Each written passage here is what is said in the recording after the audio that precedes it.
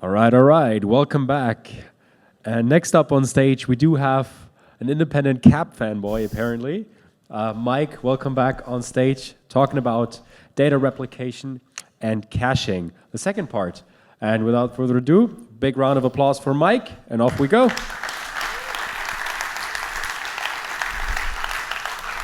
Yes, thanks for the introduction. And yeah, hello everyone. I'm proud to be back again with the second part of my talk on data replication and caching.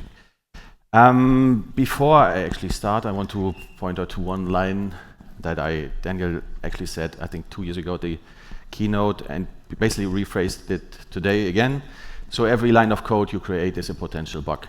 And CAP gives you many, many things to avoid coding yourself and only jump in when you really need to apply your own logic. I actually want to extend on this, and in today's time you also have your agents doing the coding.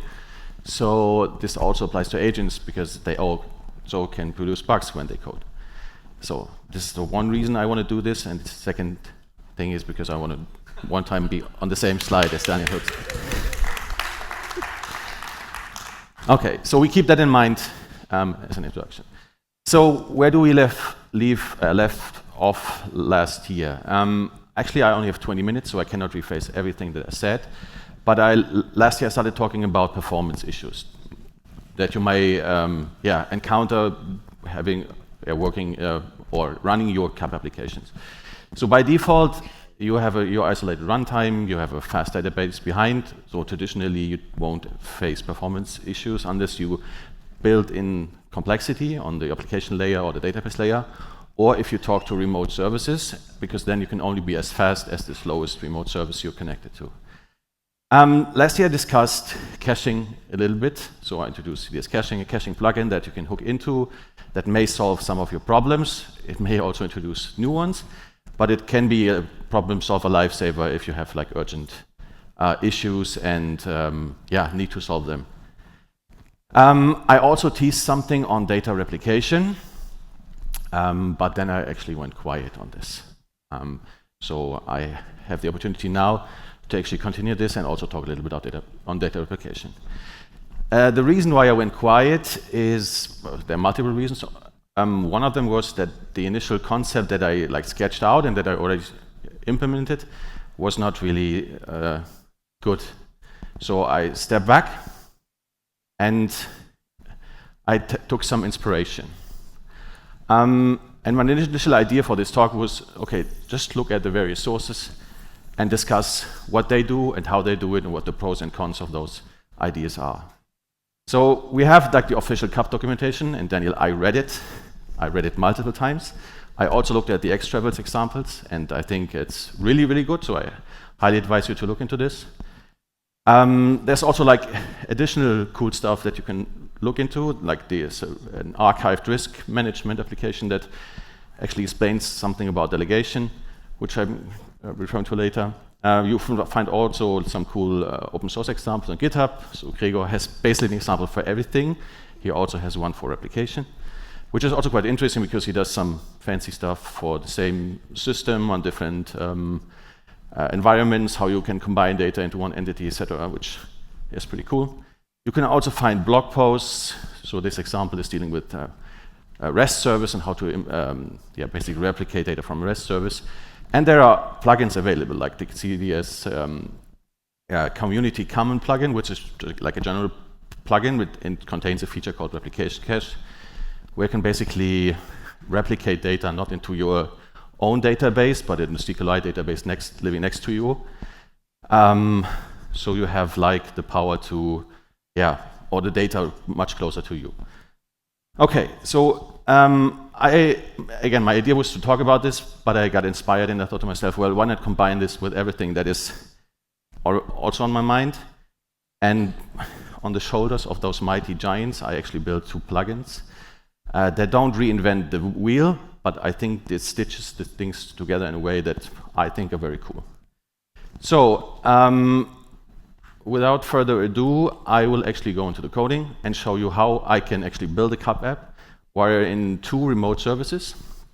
And I do not actually create a single line of JavaScript code.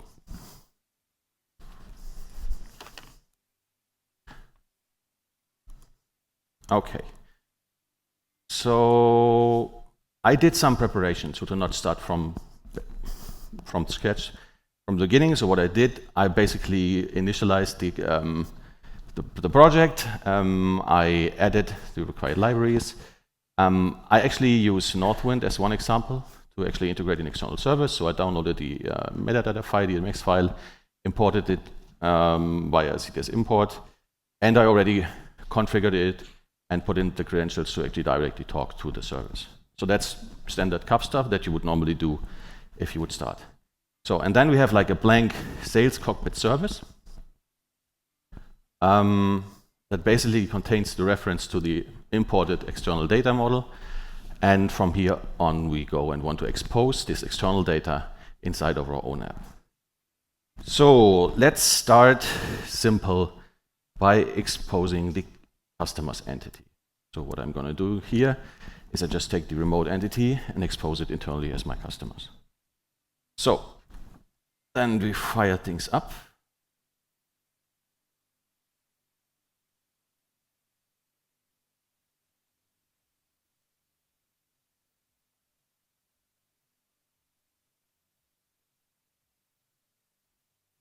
Okay.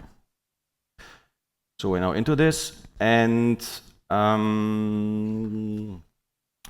when I now want to access this, I make a simple call to customers and want to filter by something, and I'm going to execute this. You actually see that I get an error message because I actually need to like delegate the query from the incoming query to the remote service, because this is something that CAP does not do out of the box.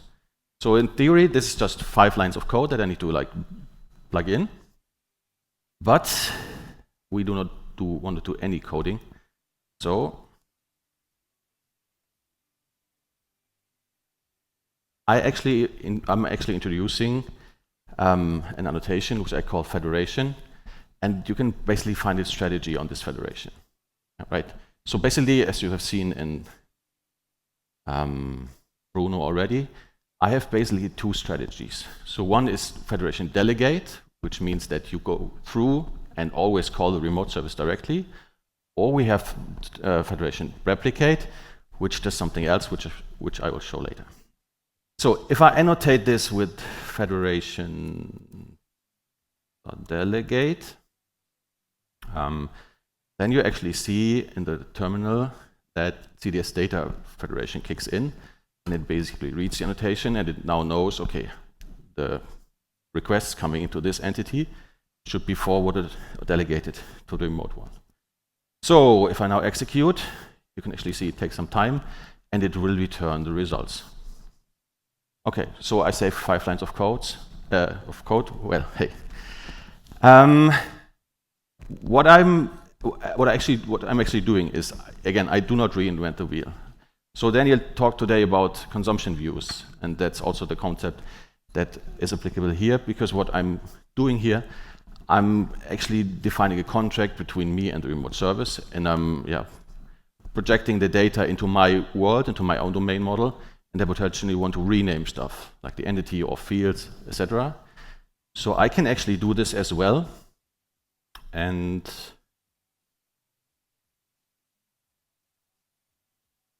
no, let's get rid of those customers, and let's extend the data model a little bit.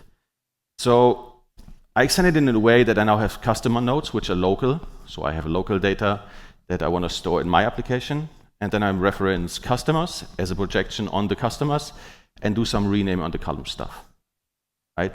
And it can also completely rename the entity itself, or I can apply some where clauses, so I only want to have German customers in my local application. So this is basically what Daniel said, what projection views are, so they can be used inside of our application. So, and again, what I can do to actually get them work is simply call federation delegate.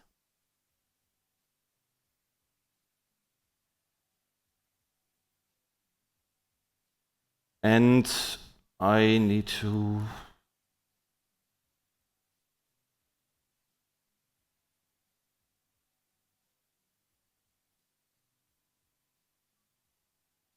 what is he trying to do? Okay, it tries to initially insert the data, so I have to also enable the associations between the data. So I will come back to this again. Okay, so now it's starting up. I actually provided a CSV file, so to actually have some customer nodes available. So, and now they can also be served.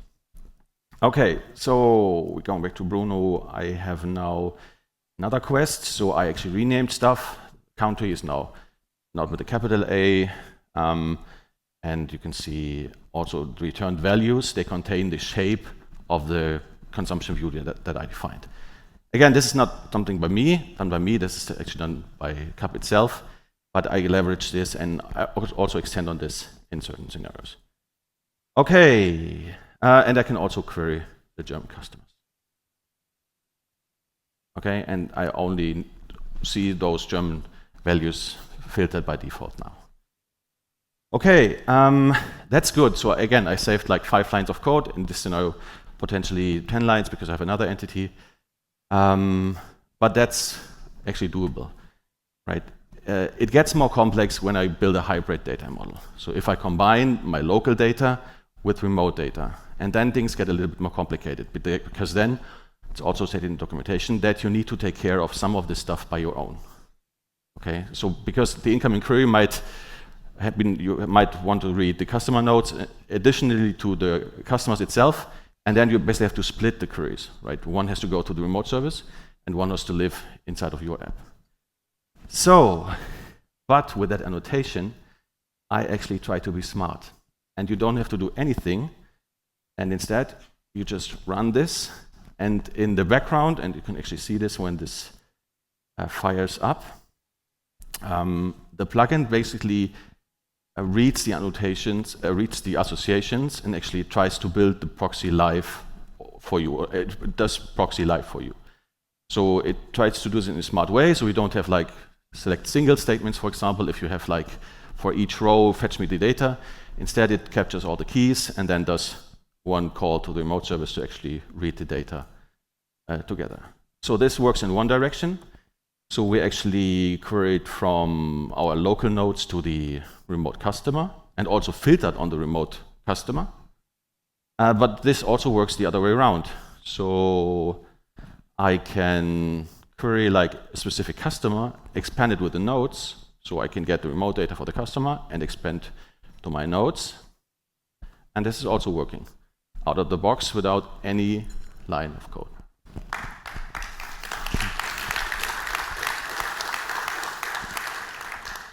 Okay, so next up, remote services can be slow. So the Northwind service actually is quite performant, so you see that you don't have to wait long.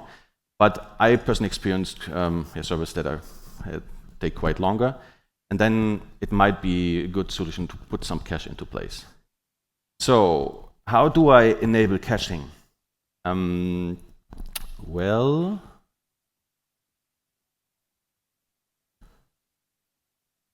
for this, we might introduce another entity, and we use the products for this. Okay, so and then I can simply also say federation delegate, and I can configure federation, and I can actually define a caching mechanism. Specify a time to live for, let's say, 5 seconds, and I can define a cache strategy. And for now, let's use response cache, okay, which is basically using CDS caching under the hood. So when I now query the products, I just want to read all the products. I hit it for the first time, and you see it will take a while, like up to 3 seconds. If I now refresh, you can see it took 2 milliseconds, and now the 5 seconds would be over. It queries this again, and it's even fast for the amount of time this has been cached. So the idea behind CS caching or response caching is basically you take the request and cache it as it is. right? So if you have slight variation to this, then the cache won't work. So it's a good solution for static calls, mass calls to a certain endpoint. But if I want to have this a little bit flexible, then it's not a good solution. So for this, you can actually change this to entity. And what this basically does is, and for this, I need some small additional configuration. No code, just configuration. Because therefore, I actually use the other service that I named, the data pipeline service, because it actually needs to physically move data from one service to another. And that is what CDS data pipeline is for. So it basically creates a pipeline between service A and service B, and you can actually move data through that pipeline. So now if I do the same request again, you can actually see the initial request will take also very long. Okay? The second request should be much faster. Again, if I look at the terminal, you can actually see that the data pipeline service processed 77 rows, and you can also see that we have a SQLite database living right into our folder. So it's actually taking the data, putting it next to it, and you having this available. And again, like you can now do some complex queries on products, and still the data will be fetched from the local cache. Okay, so I need to speed up. This is federation delegate.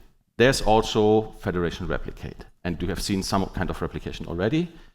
And let's think I might run out of time. But let's look at this example. Okay, so we have sales orders, which you also want to fetch from this. Okay, but instead of deciding on the strategy federation delegate, I now use federation replicate, and I define that the data should be preloaded, and there should be like a schedule running every, let's say, 10 seconds to actually refresh the data. Okay, so when I hit save now, you can also see that in the terminal output, you can see that CDS data pipeline kicks in, it identifies the stuff that should be replicated, and you can also see that those 800 items have been replicated and they are now available. Okay, so I can now quickly go to the replicate example, execute this, and it will be fast, of course, because we serve data from the local database. Okay, so since I'm running out of time, I have actually, a lot more to show. So we wanted to show some join stuff, some aggregate stuff. I want to actually showcase that HCQL is also supported, like MCP is also supported. So it's built on the latest CAP features, and everything works out of the box. So last thing I want to show is that there also comes a UI with CDS data pipeline.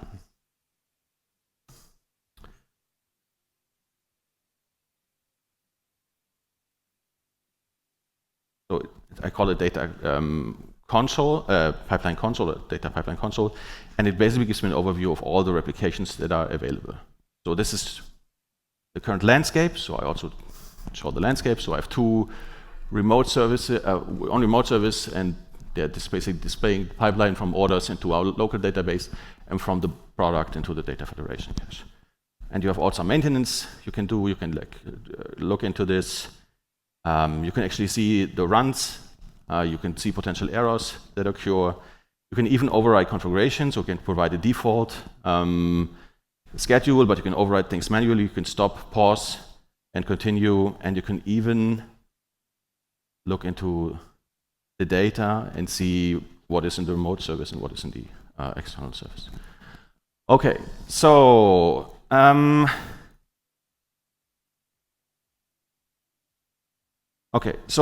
CDS Data Federation, CDS Data Pipeline are both open source plugins available under CDS Data. I can quickly show I have an extensive documentation with the help of AI, who actually lists all the features and also use cases when you should use what.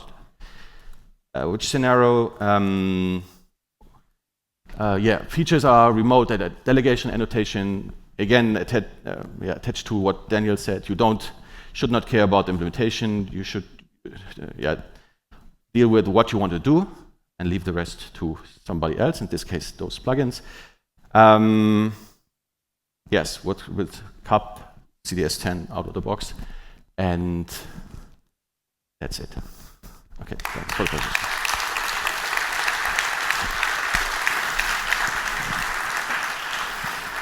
Well done. You made caching look easy after all. That's a difficult thing to do. Okay, so unfortunately, we're out of time for questions again. But thanks for the great talk. Meet Mike in the hall. He's around all day to get your questions answered. And we are back here in about 9 minutes. So take a quick break.